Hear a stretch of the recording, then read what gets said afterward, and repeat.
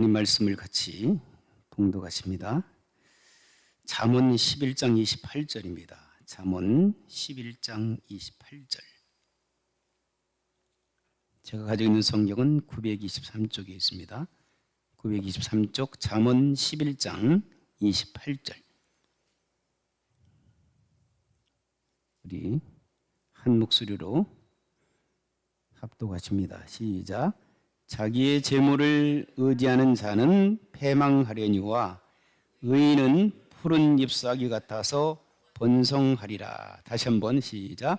자기의 재물을 의지하는 자는 패망하려니와 의인은 푸른 잎사귀 같아서 번성하리라. 그리고 예레미야를 한번 보시겠습니다. 예레미야서 17장 5절에서 8절입니다. 예레미야 17장 5절부터 8절까지 제가 가지고 있는 성경은 1077쪽에 있습니다.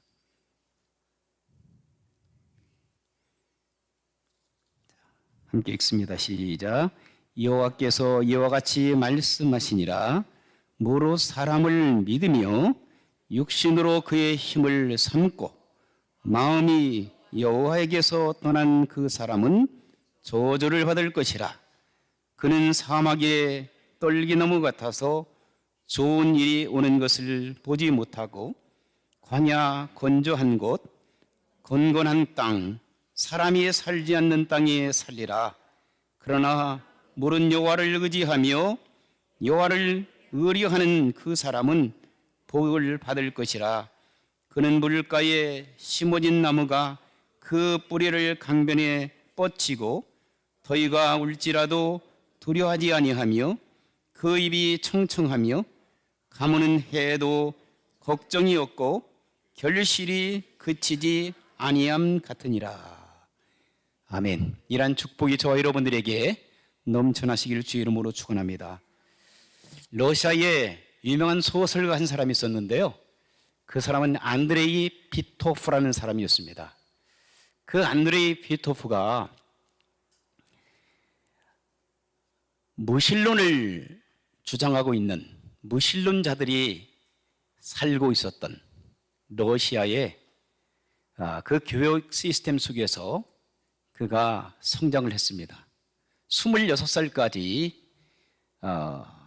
그가 살아가는 가운데 참으로 삶의 의미를 느끼지 못했고 항상 불안하고 그리고 답답하여 견딜 수 없는 그러한 심리적인 그 어려움 속에서 살았다고 합니다.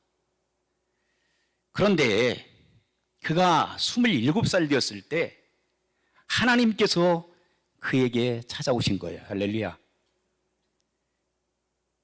어느 날 이 안드레이가 레닌그라드 지하철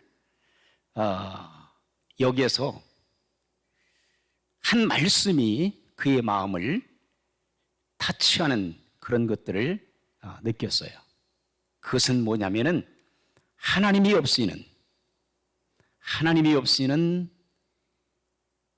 인생에 어떤 것도 알지 못한다. 따라서 하시겠습니다.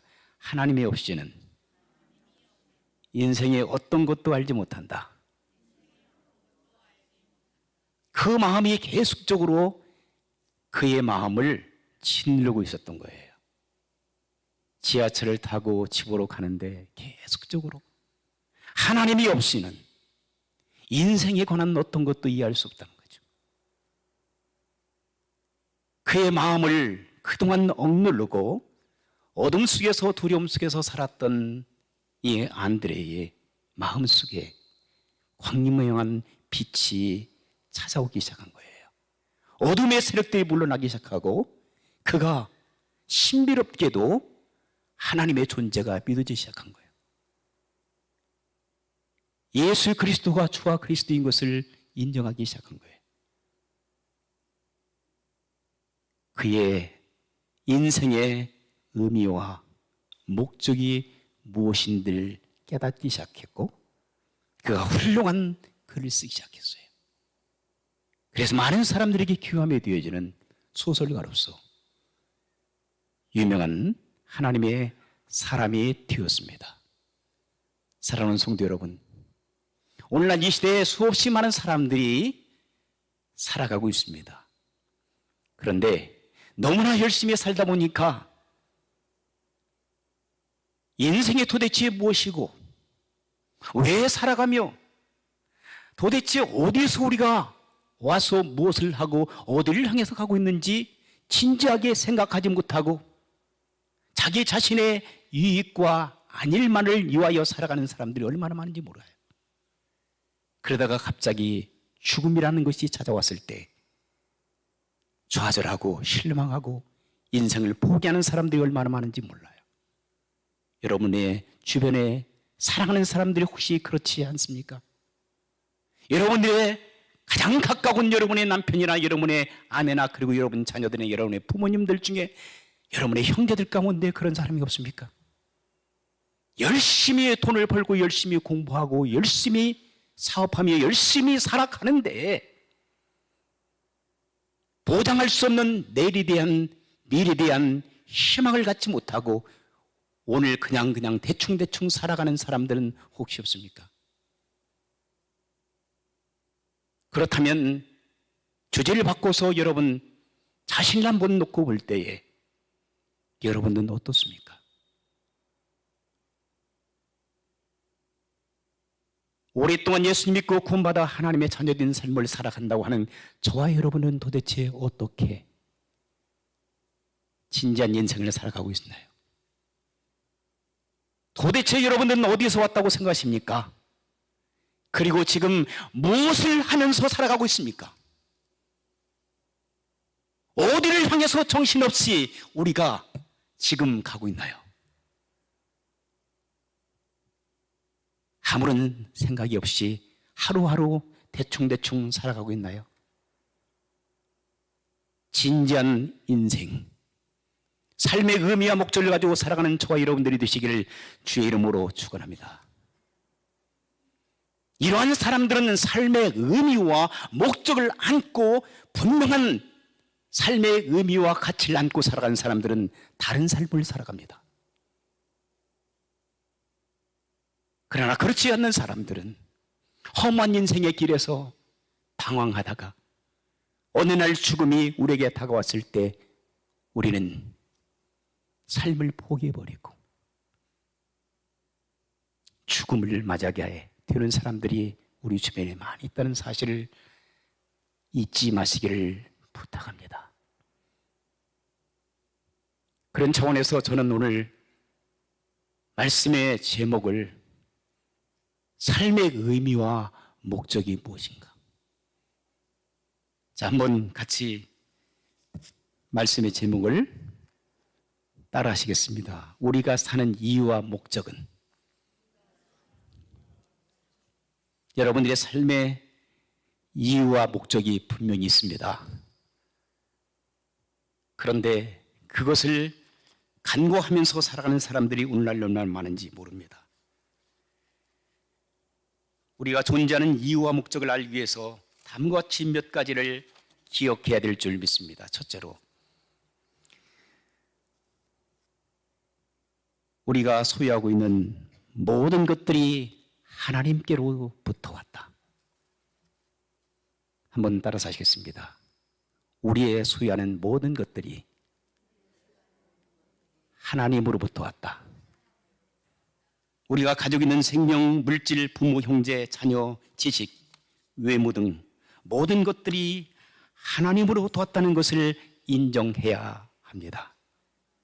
그러므로 우리가 주인이 아니라 잠시 맡아 관리하는 하나님의 청지기, 관리인이라는 사실을 우리가 인정해야 될 줄 믿습니다. 더 이상 우리는 주인 행세를 해서는 안 됩니다. 그러나 우리가 살다 보면 우리가 가지고 있는 모든 것들이 다 내 것인 것처럼 나로부터 출발했다고 생각하면서 살아가는 사람들이 많이 있습니다.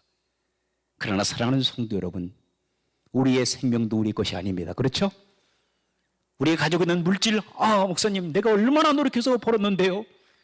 아닙니다. 오늘날 여러분 힘없이 사라져버린 것이 여러분들이 가지고 있는 시간이요, 여러분이 가지고 있는 물질이요, 여러분들이 정말 여러모르고서 생각했던 여러분의 자녀들도 여러분의 것이 아니라는 사실을 인정해야 됩니다. 우리의 남편도 내 것이 아닙니다. 어떤 경우에는 너 내 것이야. 한번 따라서 해봐. 너 내 거라고. 여러분, 농담할 수는 있지만 여러분 아내도 여러분 것이 아닙니다. 여러분 거라면 여러분들이 영원토록 소유하고 있을 텐데, 여러분 어느 날 갑자기 여러분의 아내가 여러분의 곁을 떠나게 됩니다. 여러분의 남편도 여러분의 곁을 어느 날 훌쩍 떠나게 됩니다. 여러분의 자녀들은 어떻습니까? 여러분의 자녀들도 여러분 주변에 어느 순간에 사라져 버립니다. 여러분의 부모님들 여러분의 것이 아니었잖아요. 여러분의 부모님들도 잡을 수 없는 그러한 상황 속에 여러분의 부모님들은 다 떠나셨든지 아니면 지금 떠나려고 준비하시든지 우리가 잡을 수 없습니다. 우리의 소유가 아니기 때문에 그렇습니다.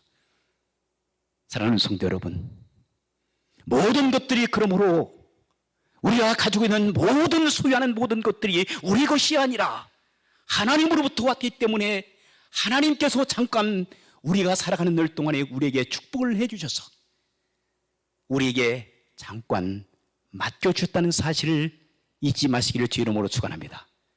그래서 성경을 보게 되면 달란트의 비유가 우리에게 다가오기 시작하죠. 1달란트, 2달란트, 5달란트 받은 달란트의 비유를 통해서 이것은 내가 주인이 아니야. 하나님께서 말씀하십니다. 내가 주인이란다. 그것을 인정하고 살아가는 사람들은 삶의 의미와 목적이 달라지기 시작합니다. 두 번째로 우리는 우연한 존재가 아니라는 사실을 깊이 깨달아야 됩니다. 어떤 사람은 그래요. 목사님 그런 소리 마세요. 나는 어떻게 하다 보니까 우리 어머니 아버지가 사랑해서 어떻게 하다 보니까 우연하게 이 땅에 태어났어요. 그렇기 때문에 나는 삶의 의미와 목적이 없이 살다가 나는 가는 거예요. 아닙니다. 여러분들이 생각할 때에 여러분들의 부모님께서 여러분들을 우연히 여러분들이 이 땅에 태어나도록 그렇게 만들었다고 생각하지만 그게 아닙니다. 생명의 주인은 누구시죠? 하나님이십니다. 할렐루야.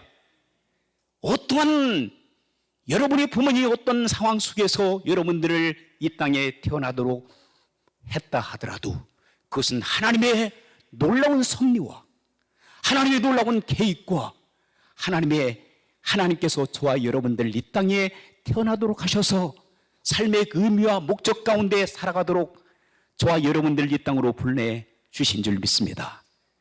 그러므로 여러분 우연한 존재라고 생각하지 마세요. 그러다 보면 성의 없는 인생, 아무런 보람이 없는 인생, 가치 없는 인생 속에서 살다가 이 땅을 떠나게 됩니다.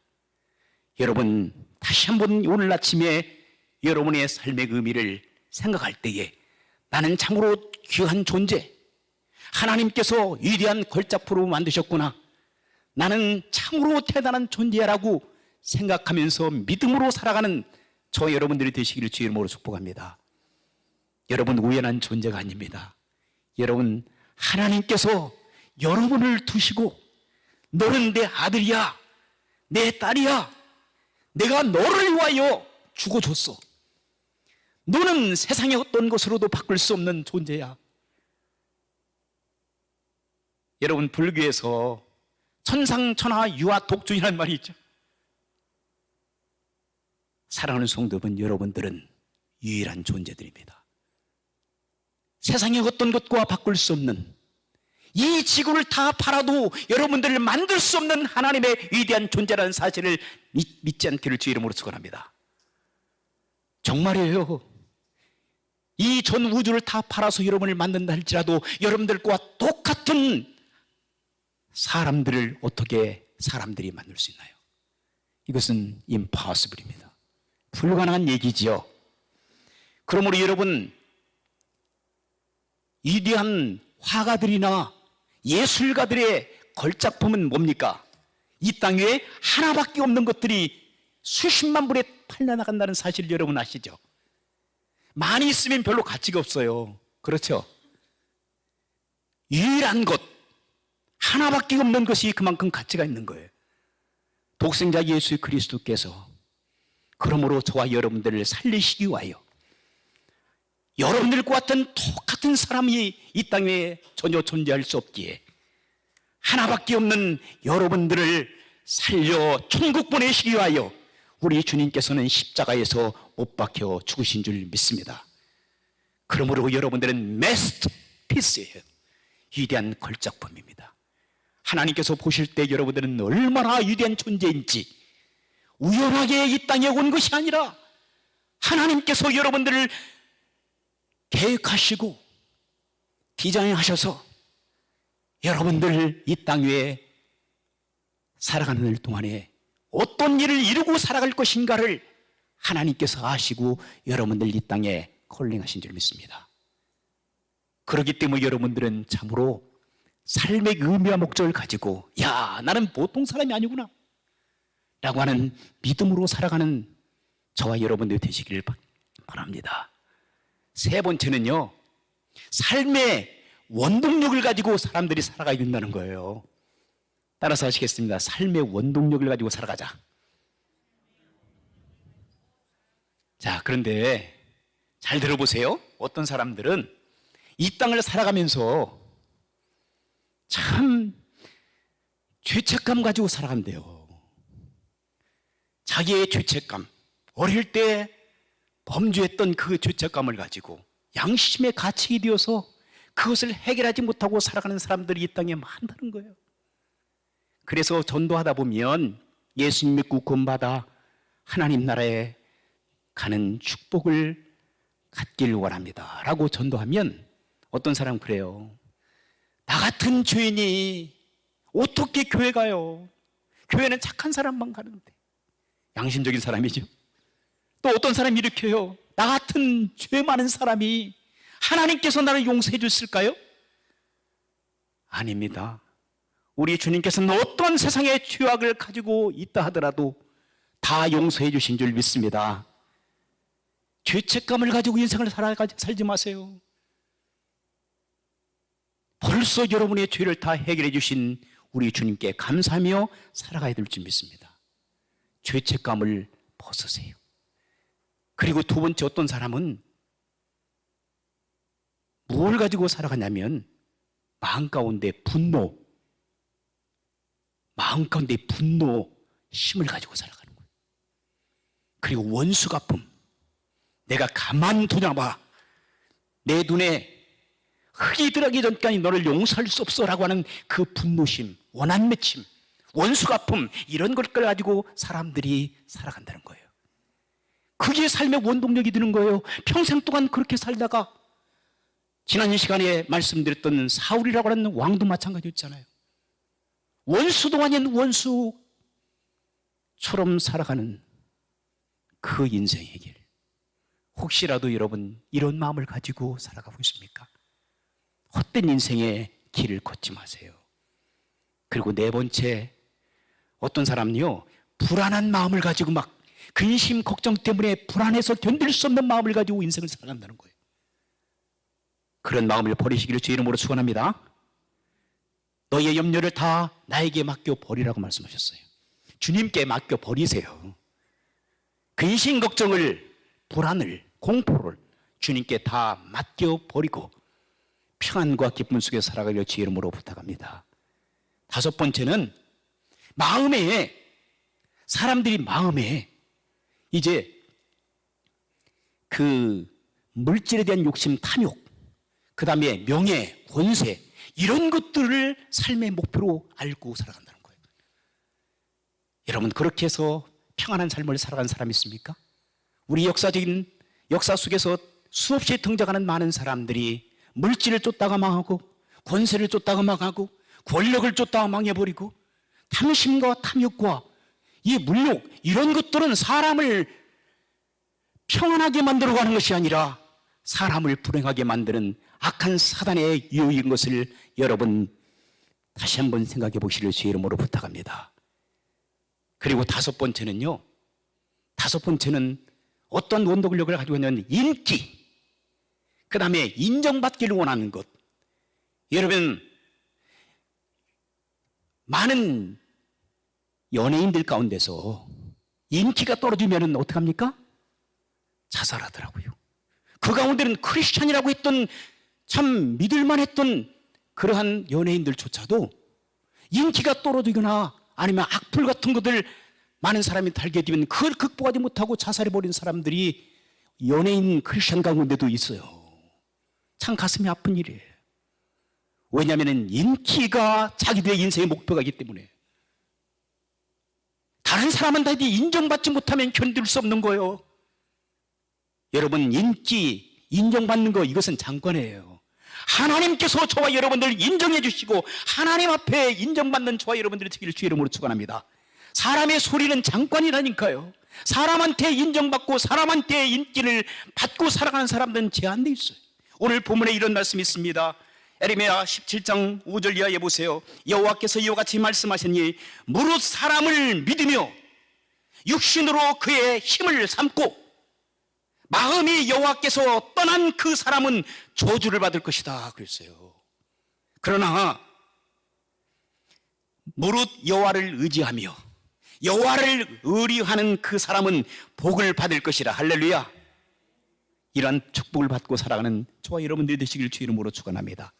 그렇다면 우리는 어떠한 원동력을 가지고 인생을 살아야 될까요? 여러분, 성경으로 돌아가야 됩니다. 성경을 창세기부터 요한계시록까지 쭉 읽으시면서 거기에 성경에 5천 명 이상이 등장하는 위대한 하나님의 사람들 만나게 되고 악한 사람도 만나게 되고 그리고 선한 사람도 만나고 어려운 사람도 만나고 불의한 사람들 만나면서 하나님의 사랑과 공의를 찾아내야 됩니다. 성경은 기적으로 되어 있습니다. 기적의 말씀들이죠. 그 기적의 말씀들이 현재 오늘 이 시대를 살아가는 저와 여러분들에게도 기적이 나타날 줄 믿습니다. 그러므로 하나님을 발견하고 성경 속에서 하나님의 사랑과 사람들을 사랑한 이웃을 사랑하는 것, 그리고 하나님께서 저와 여러분들을 부르신 이유와 목적이 무엇인지 성경 속에는 가득가득 차 있습니다. 그러므로 말씀을 통해서 여러분들 하나님께서 저와 여러분을 부르신 의미와 목적을 깨닫고 믿음으로 살아가는 저와 여러분들이 되시기를 바랍니다. 자, 다음에 네 번째 말씀을 보니까 우리가 삶의 의미와 목적을 찾기 위한 네 번째 방법을 보니까 거기에 일시적이 아니라 영원성을 가지고 있다는 것을 깨달아야 된다는 거예요. 여러분, 일시적으로 이 땅에 왔다가 사라지는 안개 같은 인간이 아닙니다. 물론 세상 사람들은 그렇습니다. 그러나 하나님을 믿고 섬기는 저와 여러분들은 일시적으로 왔다 가는 그런 무가치한 존재가 아니라 여러분들은 영원성을 가지고 있다는 것을 잊지 마시길 바랍니다. 이 땅에서 여러분 살면 100년이잖아요. 어떤 분들은 120살도 사시는 분들이 있다고 하지만 여러분 어쨌든 500살도 못 살고 다 이 땅에서 떠나야 되잖아요. 안 그래요? 500살 더 살래요? 200살만 다 사세요. 그러면 200살 이상 살지 못하잖아요. 그러나 이 땅에서 200살 정도 사시면서 여러분, 야, 너무 짧다 라고 하는 고백을 여러분들 하실 거예요. 200살 살아줘도. 어떤 사람들은 20살 먹고 이 땅을 떠나는데도 이상 짧다 하는데 어떤 분들은 200년 동안 살아도 이상 참 짧네 이렇게 할 거예요. 그럼 거기서 만족하는 것이 아니야. 세상 사람들은 거기에서 짧다고 하는 그 단어를 사용하면서 인생의 허무함을 느낄 거예요. 그러나 저와 여러분들은 20년을 산들, 30년을 산들, 50년을 산들, 60년을 산들, 여러분들은 이 땅을 떠나게 되면 영원한 하나님의 나라에 입성하시는 줄 믿습니다. 하나님의 나라, 좋은 하나님의 나라. 돈으로도 못 가요. 권력으로도 못 가요. 힘으로도 못 가요. 지식으로도 못 가요. 어떤 것으로, 세상의 어떤 것으로 갈 수 없는 하나님의 나라, 믿음으로 가는 나라, 하나님의 나라. 그 나라는 영원성이 있다는 사실을 믿으시기 바랍니다. 이 땅의 전부가 아니라는가요? 이 땅은 학자들이, 철학자들이 수없이 얘기하고 있잖아요. 인생을 연구하다 보니까 인생은 소풍 나온 거야. 인생은 나그네에 불과해. 인생은 안개처럼 살아가는 청춘이야. 이 땅에 우리는 잠시 소풍 나갔다가 다시 돌아가는 존재들이기 때문에 이상의 미련을 두고 살아가는 거 별 가치가 없어. 그러나 철학자들은 퀘스천을 여러분들에게 안겨주고 있어요. 인생이 도대체 무엇인가? 안개 같은 존재가 아니냐? 소풍 나온 인간이 아니냐? 잠시 왔다 가는 인간이 아니냐? 그런데 그 이후에는 어떤 것이 존재하는가? 그들은 해답을 두지 못하고 있어요. 그러나 성경은 분명히 해답을 주고 있습니다. 할렐루야. 저와 여러분들이 이 땅의 전부가 아니라는 것을 생각하고, 철학자들이 인생이 무엇인가 알려줬, 퀘스천을 던져줬다면 우리는 answer, 대답을 해줘야 됩니다. 우리는 이 땅에 일시적으로 머물러가는 인생이 아니라 우리는 영원한 하나님의 나라가 있기 때문에 영원성을 가지고 살아가는 하나님의 자녀들이요, 하나님 택하신 백성들이라는 것을 믿고 삶의 그 의미와 목적을 가지고 분명한 가치관을 가지고 여러분들이 살아가시길 주의 이름으로 축원합니다. 그리고 다섯 번째는요, 하나님의 관점에서 보여야 된다는 거예요. 따라서 하시겠습니다. 하나님의 관점에서 보자. 어떤 사람이 이 땅을 살아가면서 세상적인 관점 속에서 자꾸만 바라보게 돼요. 그러면 그 세상적인 관점은 부정적이요, 폐쇄적이요, 퇴보적이요, 완전히 죽음의 길을 택하는 거죠. 그러나 하나님의 관점에서 보는 사람들은 긍정적입니다. 할렐루야. 진취적입니다. 능동적입니다. 그리고 역동적인 힘을 가지고 있습니다. 왜냐하면 내가 너에게 힘을 주겠다. 내가 너에게 능력 주겠다. 할 수 있다더니 무슨 말이냐? 내게 능력 주시는 자 안에서, 내게 능력 주시는 예수 그리스도 안에서 모든 것을 할 수 있다. 할 수 없어도 할 수 있다는 자신감을 가지고 살아간 사람하고 부정적이고 퇴폐적이고 완전히 인간적인 계산 속에서 살아가는 사람들하고는 차원이 다르다니까요. 어떤 사람이 그러냐? 가다가 아니 가면 아니 간 것만 못하다, 그런 속담이 옛날에 있었어요. 그래요. 근데 요즘에는 어떤 말이 있죠? 가다가 아니 가면 간 만큼 이익이다. 간 만큼 이익인 거예요. 하나님과 함께 가는 거예요. 긍정적이고 적극적으로, 진취적으로, 활동적으로 내일을 바라보면서 영원성을 가지고 우리가 앞으로 전진할 때에 하나님의 관점에서 모든 사물을 바라보는 저와 여러분들 되기를 주의 이름으로 축원합니다. 세상적인 관점으로 봤을 때는 홍해 바다가 앞에 놓였을 때에 그들은 포기할 수밖에 없었어요. 요단강이 그들 앞에 앞에 있었을 때 이스라엘 백성들이 거기서 혼미백산할 수밖에 없었어요. 배가 고파서 그들이 광야길에서 40년 동안 죽을 수밖에 없는 상황 속에 있을 때 그들은 인간적인 관점에서 볼 때는 그들은 다 포기할 수밖에 없었어요. 물이 없어서 고통을 나가는 그들의 현장 속에 광야에서 그들은 인생의 모든 것들을 다 포기하고 싶었을 거예요. 그러나 하나님의 사람들이 있었습니다. 하나님의 관점으로 바라보았던 모세가 있었습니다. 여호수아가 있었습니다. 그들의 눈에는 하나님의 시선이 집중됐습니다. 그래서 홍해가 갈라졌습니다. 요단강이 물이 끊겼습니다. 만나와 메추라기가 하늘에서 쏟아졌습니다. 생수가 바위에서 쏟아졌습니다. 신발이 닳지 않았습니다. 의복이 닳지 않았습니다. 아말렉 군대들이 그들이 침공했을 때에 그들은 기도하여 무찔른 줄 믿습니다. 싸워야지 왜 기도하러 갑니까? 한 사람이라 가서 싸워야지. 사람의 관점과 하나님의 관점은 차이가 있습니다. 마지막으로 여섯 번째는요, 이 땅에 존재하고 있는 모든 것들은 다 하나님의 존재에 의미와 목적이 있다는 것을 깨달아야 됩니다. 다시 말씀드린 이 페이퍼 한 장도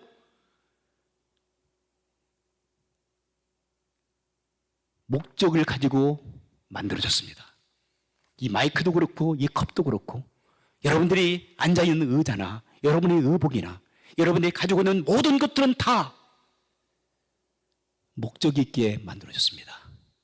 그런데 여러분 만든 사람은 알고 있어요? 다 까먹었잖아. 그냥 우리가 즐기고 살아가고 있어요. 이 땅에 존재하고 있는 모든 것들은 다 만드신 사람들이 있습니다. 하물며 이 땅에 사는 사람들 가운데서 가장 위대한 가치가 있는 사람들을 만드신 그분을 알지 못하고 살아가는 사람들이 얼마나 많은지 몰라요. 똑똑하다고 하는 사람들, 이 땅에서 머리 좋다고 하는 사람들이 있을수록 더 하나님의 존재를 부인해버립니다. 제가 볼 때는 똑똑한 것이 아니라 바보 멍청입니다. 죄송합니다. 하나님께서는요, 우리들에게 양심을 주셨습니다. 하나님을 알 수 있는 양심, 하나님을 발견할 수 있는 양심을 주셨습니다. 하나님께서는 우리에게 우주 만물을 창조하시고 이 우주 만물의 질서를 통해서 하나님의 살아계심을 인정하도록 하나님께서는 지금 말씀하고 있습니다. 역사를 통해서 말씀하고 있고요, 사람들을 통해서 말씀하고 있고, 자연 만물을 통해서 말씀하고 있고, 우주 질서를 통해서 하나님께서 말씀하시자, 나는 살아있는 하나님이다. 나는 스스로 존재하는 자. 너희들의 삶의 의미와 목적이 분명히 있을 텐데 너는 왜들 그렇게 가치 없게 살고 있느냐라고 우리 주님께서 말씀하십니다. 여러분 정신 차리십시다. 세상 사람이 어떻게 뭐란다 할지라도 여러분들의 삶의 의미와 목적을 안고 여러분 하나님께서 주신 새로운 사명을 가지고 살아가는 저 여러분들 되시기를 주의 이름으로 축원합니다. 성경을 부지런히 읽으세요. 하나님께서 여러분들의 삶의 의미와 목적을 성경을 통해서 구체적으로 말씀을 하십니다. 그러나 한 가지 말씀드린다면 하나님의 영광을 위하여 골로새 1장 16절에 말씀하십니다. 모든 것들이 하나님 앞에 왔고 하나님으로부터 왔고, 그리고 고린도전서 10장 31절에 살든지 죽든지 우리가 하나님의 영광을 위하여 살아야 된다라고 말씀하고 있습니다.